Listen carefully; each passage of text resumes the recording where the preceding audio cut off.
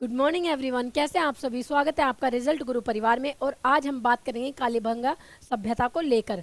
तो देखो, कालीबंगा सभ्यता हमारी 2400 ईसा पूर्व की सभ्यता मानी जाती है। 2400 ईसा पूर्व की सभ्यता मानी जाती है। यह हमारे राजस्थान में हनुमानगढ़ जिले में स्थित सरस्वती नदी के किनारे की सभ्यता है। सरस्वती नदी के किनारे स्थित है। इसकी प्रथम जानकारी इटली के विद्वान टैसीटोरी द्वारा दी गई थी। प्रथम जानकारी इटली के विद्वान टैसीटोरी द्वारा दी गई थी। इसकी खोजकर्ता का श्रेय अमलानंद घोष को जाता है, जिन्होंने इसकी खोज 1952 में की थी। उत्खननकर्ता का श्रेय बीबीलाल और बी के थापर को जाता है, जिन्होंने इसका उत्खनन 1961 में किया था। कितने में? 1961 में किया था। यहाँ से दो टीलों का उत्खनन हुआ है। दो टीलों का उत्खनन हुआ है। पहला है हमारा पूर्वी टीला, दूसरा है हमारा पश्चिमी टीला। यानी कि पूर्वी टीला हमारे यहाँ से नगर के प्रमाण मिले हैं और पश्चिमी टीला से दुर्ग के प्रमाण मिले हैं। यानी कि हम कह सकते हैं कि पूर्वी टीला जो था उसको नगर टीला बोला जाता था और पश्चिमी टीला को दुर्ग टीला बोला जाता था। इसमें जो है उत्खनन जो है 5 स्तर पर किया गया है। यानी कि है यहाँ पर 5 स्तर पर उत्खनन किया गया है।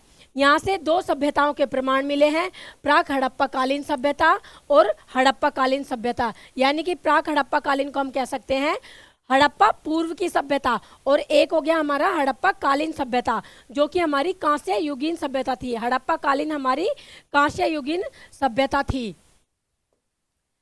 यहाँ से शवाधान की 3 पद्धतियों के प्रमाण मिले हैं। शवाधान की 3 पद्धतियों के प्रमाण मिले हैं। पहला है हमारा पूर्ण शवाधान, जिसमें आयताकार कब्रों में दफनाया जाता था। आयताकार कब्रों में दफनाया जाता था और व्यक्ति के साथ दैनिक उपयोग की वस्तुएं रखी जाती थी। यानी कि हम कह सकते हैं पुनर्जन्म में विश्वास जो है इनका रहता था। पुनर्जन्म में विश्वास को दर्शाती हैं ये जो दैनिक उपयोग की जो वस्तुएं रखी जाती थी। और यहाँ पे जो मानव का सिर उत्तर की तरफ और पैर दक्षिण की तरफ रखा जाता था। पैर दक्षिण की तरफ रखे जाते थे। बात करें आंशिक शवाधान की, तो आंशिक शवाधान में गोल कब्रें प्राप्त हुई हैं। आंशिक शवाधान में हमारी गोल कब्रें प्राप्त हुई हैं। यहाँ से कंकाल नहीं मिले हैं, लेकिन दैनिक उपयोग की वस्तुएं प्राप्त हुई हैं। कंकाल नहीं मिले हैं, लेकिन दैनिक उपयोग की वस्तुएं प्राप्त हुई हैं। बात करें कलश शवाधान की, तो कलश शवाधान में हमारा दाह संस्कार के प्रमाण को दर्शाता है। यानी कि यहाँ पर दाह संस्कार करने के बाद उसकी राख को एक घड़े में बंद करके रख दिया जाता था। जो हमारी शवाधान की पद्धति थी उसमें। ठीक है, अन्य जानकारियां इसकी हैं। यहाँ से हमें दोहरे जुते खेत मिले हैं।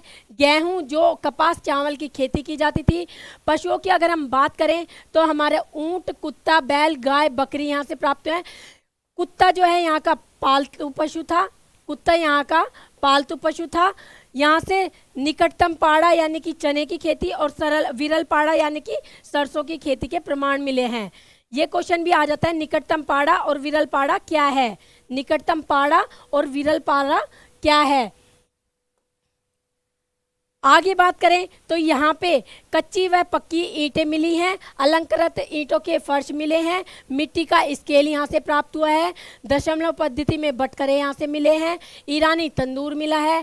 सेलखड़ी पत्थर की मोहरें मिली हैं जो 4 प्रकार की होती थी। सेलखड़ी पत्थर की मोहरें मिली हैं जो हमारी 4 प्रकार की होती थी। भूकंप के यहाँ से प्रमाण मिले हैं।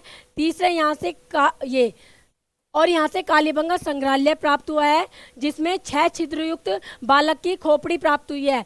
6 छिद्रयुक्त बालक की खोपड़ी प्राप्त हुई है, जिसे हम शल्य चिकित्सा भी कह सकते हैं।